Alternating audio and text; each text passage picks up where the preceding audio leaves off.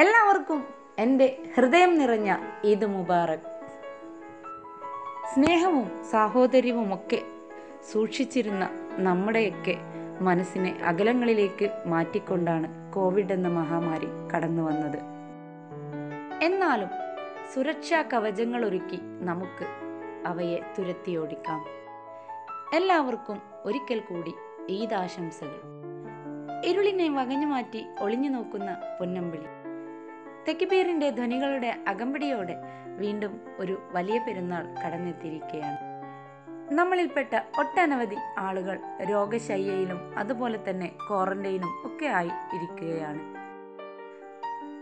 അതുകൊണ്ട് തന്നെ നമുക്കും അവരുടെ സങ്കടങ്ങളിലും സന്തോഷങ്ങളിലും ഒക്കെ പങ്കുചേരണം.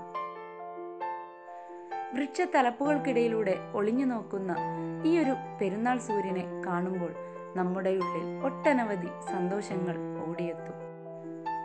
മുമ്പുണ്ടായിരുന്ന പെരുന്നാളുകൾ പോലെ ആഘോഷിക്കാനോ സന്തോഷിക്കാനോ ഒന്നും നമുക്ക് വകുപ്പില്ല. അത്രയും മഹാമാരി നമ്മെ വേദനപ്പെടുത്തി കഴിഞ്ഞു.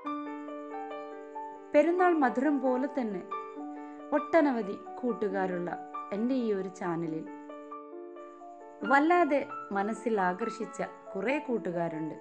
ഒരാളുടെ പേര് മാത്രം എടുത്തു പറഞ്ഞ് ഞാൻ സങ്കടപ്പെടുത്തുന്നില്ല. എല്ലാ പ്രിയപ്പെട്ടവർക്കും എൻ്റെ ഹൃദയത്തിൻ്റെ ഭാഷയിൽ ഒരുപാട് സ്നേഹത്തോടെ ഈദ് മുബാറക് ആശംസിക്കുന്നു.